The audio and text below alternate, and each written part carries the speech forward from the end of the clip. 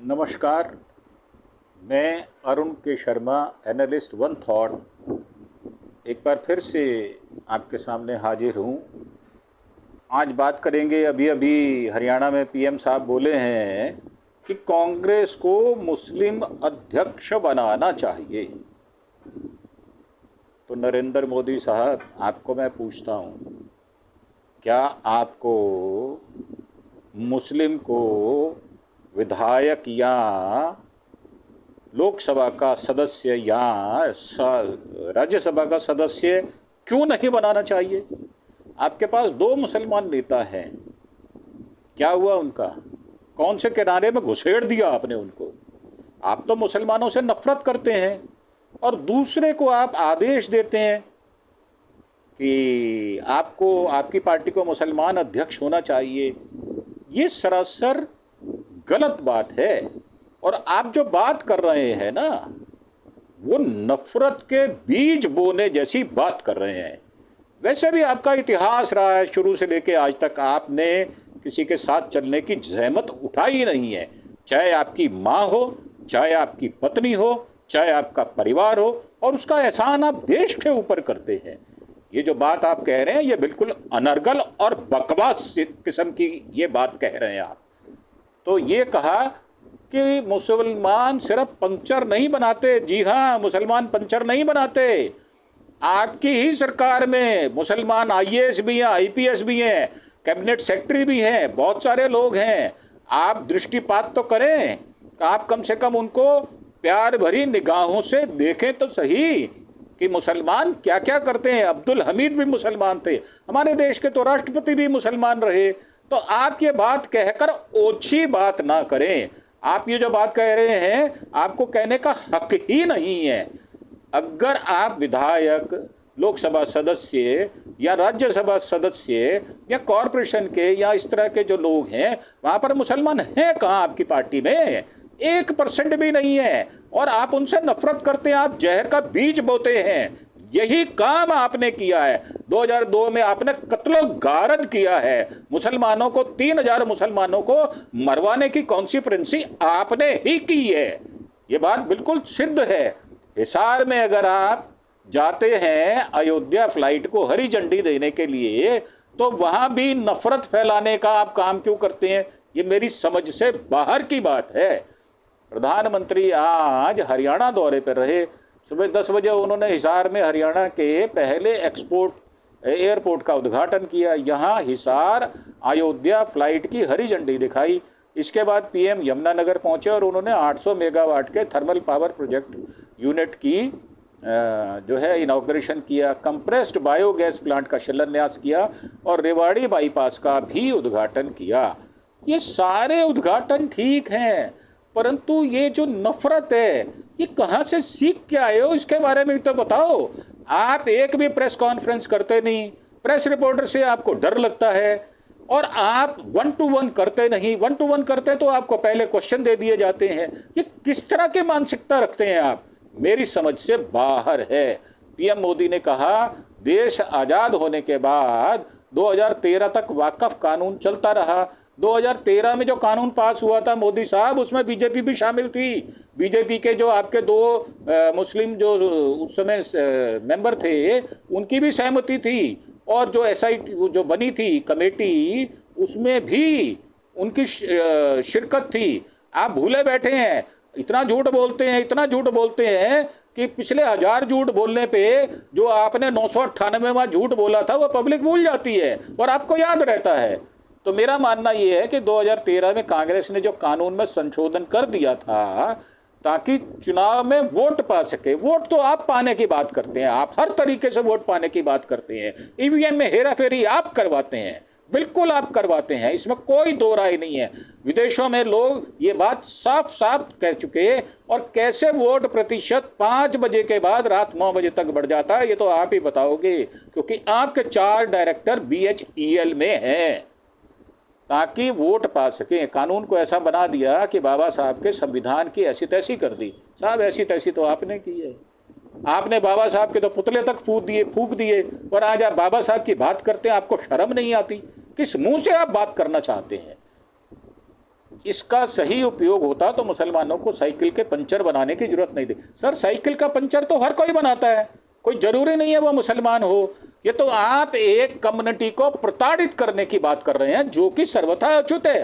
लोकतंत्र में यह उचित नहीं है जो इस प्रकार की भाषा या इस प्रकार का विचार आप अपने मन में रखते हैं, क्योंकि नफरत पलती है आपके मन में, इसलिए आप ये बात कहते हैं। पीएम ने आगे कहा, कांग्रेस कहती है कि फिर मुसलमानों के हित में क्या किया। मैं पूछना चाहता हूं, अगर सच्चे मन से मुसलमानों के लिए थोड़ी भी हमदर्दी होती तो कांग्रेस पार्टी अपनी पार्टी का अध्यक्ष किसी मुसलमान को बनाती। आप तो साहब अपना अध्यक्ष ही नहीं बना पा रहे।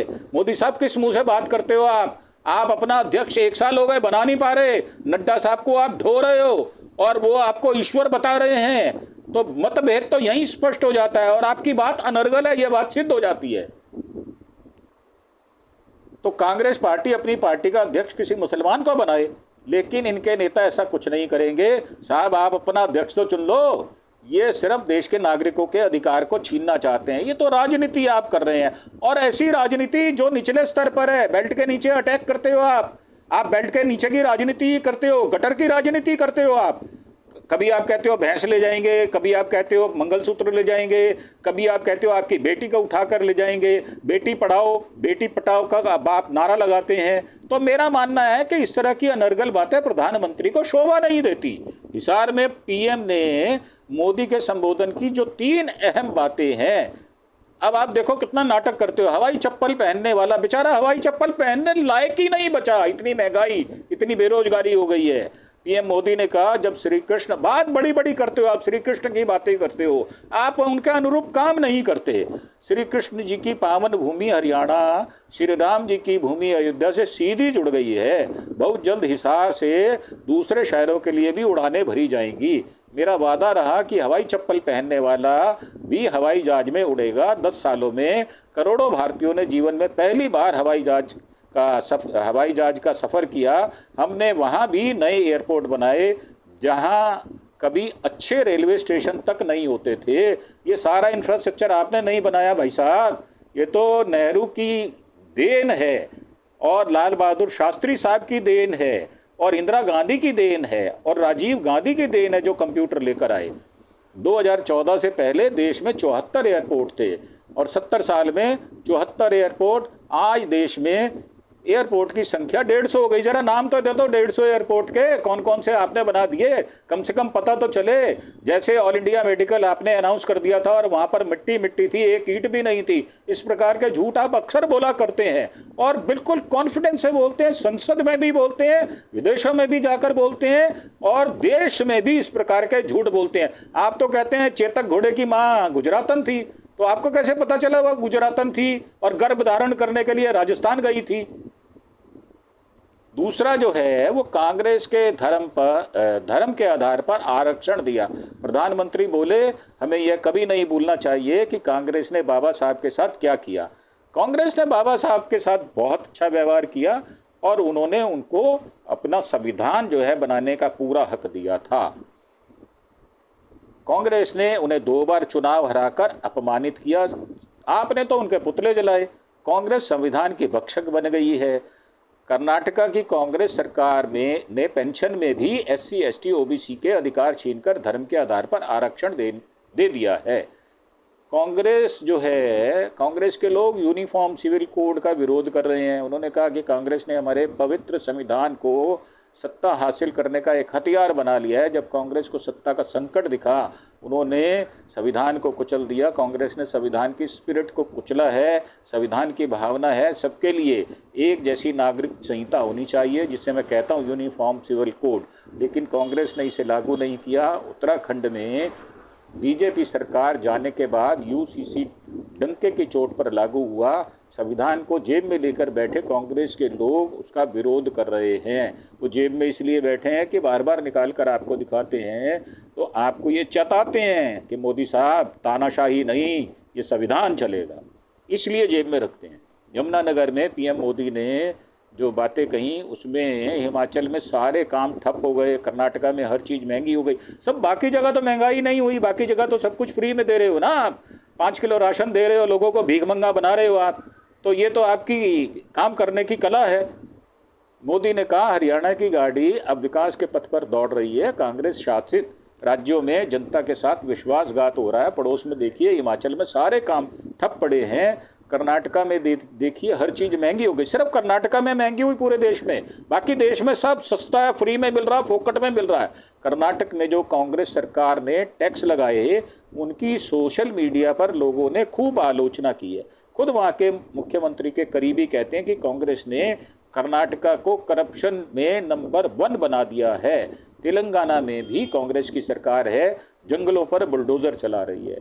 तो आपने छत्तीसगढ़ में क्या किया? अभी जो आपने छत्तीसगढ़ में जंगल आप कटवा रहे हो अडानी के लिए, अपने मित्र की झोली भरने के लिए, वो क्या कर रहे हो? किस जुबान से आप बात करते हो? आपकी नैतिकता है कहाँ? नैतिकता आपकी तो मरी पड़ी है, झूठ के पुलंदे बनकर रह गए हो आप। शंकरन नायर पंजाब में अंग्रेजों के खिलाफ खड़े हुए।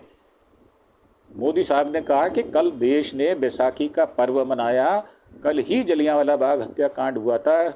शंकरन नायर नाम सुना नहीं होगा किसी ने, लेकिन इस नाम की चर्चा खूब हो रही है। उस जमाने में वे अंग्रेज सरकार में बहुत बड़े पद पर विराजमान थे। उन्होंने विदेशी शासन के खिलाफ जलियांवाला बाग हत्याकांड के विरोध में आवाज़ उठाई थी। उन्होंने पद छोड़ दिया। वे केरल के थे, लेकिन घटना पंजाब में घटी। नायर ने हत्याकांड के लिए अंग्रेजों को कोर्ट में खड़ा कर दिया था। कैसे केरल का एक व्यक्ति पंजाब में हुए हत्याकांड के लिए अंग्रेजी सत्ता के खिलाफ खड़ा हो गया।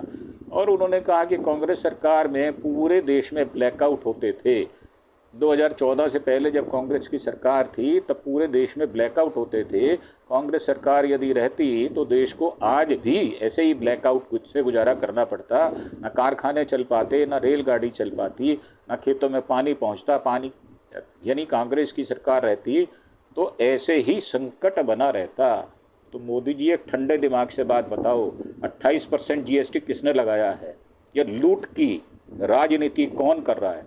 पेट्रोल पिछले 2.5 साल से एक ही रेट पर बिक रहा है, $60 पर बैरल आ गया पेट्रोल का रेट।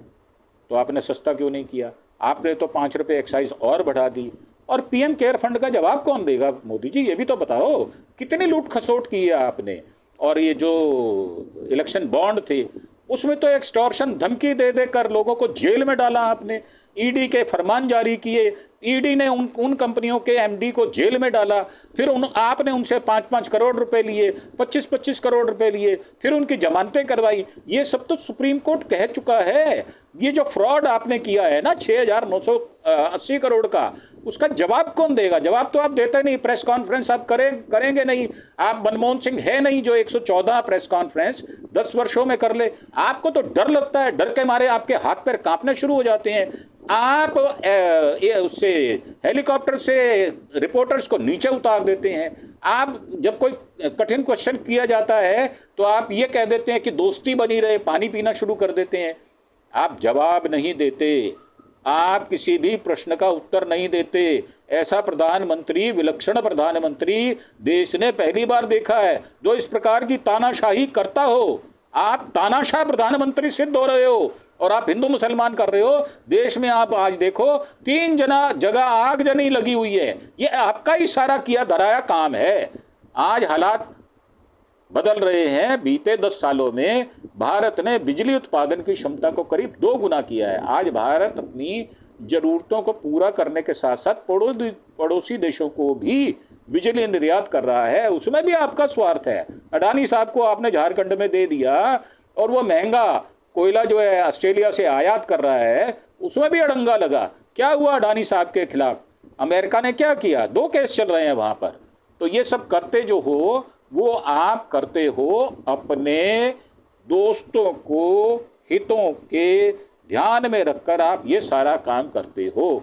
हिसार एयरपोर्ट से फ्लाइट की टाइमिंग, किराया कितना रहेगा, बुकिंग कैसे होगी, ये बाद में बताया जाएगा। और PM ने थर्मल पावर प्लांट को झारखंड शिफ्ट करने को कहा था। आज हरियाणा में इसका शिलान्यास किया। तो ये जो आप कंट्रोवर्शियल बयान देते हो ना हर बार, और बयान देकर चुप्पी साध लेते हो, उसके ऊपर आप वार्ता नहीं करते। आप तो भैंस को चोरी करने का भी इल्ज़ाम लगा देते हो। यूपी में एक मुस्लिम एसपी के लीडर हैं, उनके साथ आपने कितने कितने झूठे मुकदमे लगाए, क्या क्या नहीं किया आपने। आज भी संजीव भट्ट जेल के अंदर सड़ रहे हैं, वो आपकी ही देन है, आपकी वजह से ही वो जेल के अंदर हैं। आप ही कसूरवार हो, आपको जवाब देना होगा, जनता आपको जवाब पूछेगी जरूर। ऐसा नहीं है कि आप बच के निकल जाओगे। मैं आपको चैलेंज करता हूं, आप एक प्रेस कॉन्फ्रेंस ओपन करें जिसमें सभी अखबारों के नुमाइंदे रिपोर्टर्स हों, इलेक्ट्रॉनिक मीडिया के चापलूस पत्तलकार चरण चाटू ना हो, दूसरे पत्रकार हों, आपसे प्रश्न करें, रैंडम आप जवाब दें। ये मेरा चैलेंज है आपको। इसी के साथ इस एपिसोड को हम समाप्त करते हैं और एक बार फिर से प्रार्थना कि मेरा जो चैनल है अरुण के Sharma one thought, analyst one thought, उसको आप सब्सक्राइब करें और लाइक और शेयर भी करें। जय हिंद, जय भारत।